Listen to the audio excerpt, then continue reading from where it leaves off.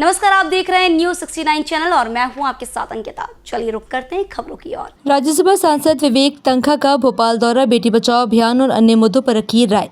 भोपाल राजधानी पहुंचने पर राज्यसभा सांसद विवेक तन्खा का कांग्रेस विधायक आरिफ मसूद ने स्वागत किया। स्वागत कार्यक्रम में सांसद तन्खा ने विभिन्न मुद्दों पर अपनी राय रखी। सांसद तन्खा ने बेटी बचाओ अभियान को लेकर अपनी प्रतिबद्धता दोहराई। उन्होंने बताया कि इस अभियान के तहत भोपाल के विभिन्न अस्पतालों में जागरूकता और सहायता कार्यक्रम चलाए जाएंगे। वक्फ बोर्ड संशोधन विधेयक पर अपनी प्रतिक्रिया देते हुए सांसद तन्खा ने कहा कि इस कानून से कोई खास बदलाव आने वाला नहीं। उन्होंने जोर देकर कहा कि किसी भी कानून में बदलाव के लिए विचार और भावनाओं की आवश्यकता होती है। पंडित धीरेन्द्र कृष्ण शास्त्री के हिंदू ग्राम और विधायक रामेश्वर शर्मा का समर्थन। पंडित धीरेन्द्र कृष्ण शास्त्री द्वारा हिंदू ग्राम बनाए जाने पर विधायक रामेश्वर शर्मा द्वारा इसका समर्थन करने के सवाल पर सांसद तन्खा ने कहा कि यदि कोई व्यक्ति अपनी निजी जमीन पर किसी को बसाना चाहता है तो वह स्वतंत्र है, लेकिन ये शासन नहीं कर सकता। मऊगंज में पुलिस द्वारा आदिवासियों पर हो रहे कथित अत्याचार के मामले पर सांसद तन्खा ने गहरी चिंता व्यक्त की। उन्होंने कहा कि यदि आदिवासी इस पूरे मामले की शिकायत कर रहे हैं तो ये बहुत ही गंभीर विषय है। उन्होंने सरकार से इस मामले में तत्काल जाँच करवाने की मांग की। देखिए, अभी जजमेंट अभी आया नहीं है और इसीलिए हम लोग ऑर्डर की बात आने के बाद ही किसी केस पे कमेंट करते हैं।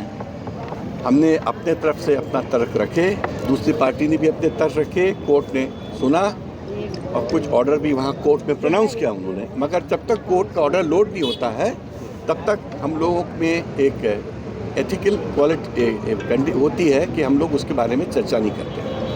सर, वक्फ बोर्ड बिल को लेकर क्या कहेंगे? पूरे देश में कहीं विरोध हो रहा है, कहीं इसका समर्थन कर रहे हैं। मैं उस पूरे डिबेट में मौजूद था और मैं सच्ची बोल रहा हूँ आपको।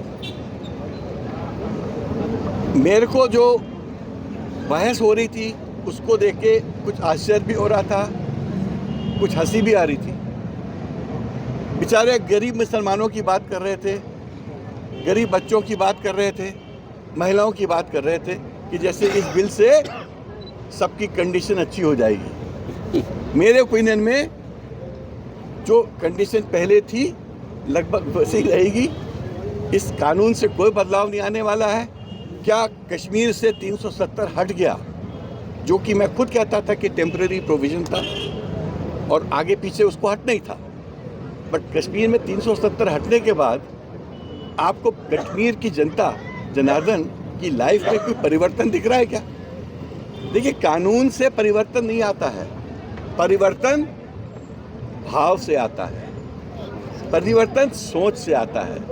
परिवर्तन के लिए आपको काम करना पड़ता है, आपको लोगों के बारे में सोचना पड़ता है।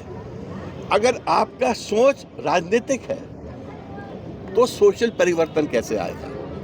अगर आपका सोच ये है कि हमको वोट चाहिए तो परिवर्तन नहीं आएगा। जो लोग जिन्होंने जब भी विश्व में परिवर्तन लाए हैं उन्होंने वोट के बारे में नहीं सोचा है। जब भी आप देख लो, विश्व में जिसने परिवर्तन लाया है उसने वोट के बारे में नहीं सोचा है, उसने लोगों के बारे में सोचा है। तो मैं तो उस राजनीति का प्रेमी हूँ या भक्त हूँ जो परिवर्तन की बात सोचता है बट वोट की बात नहीं सोचता है, क्योंकि मैंने ज़िंदगी भर अपनी लाइफ को कम से कम लोगों से जोड़ के काम करने की लाइफ बनाई है।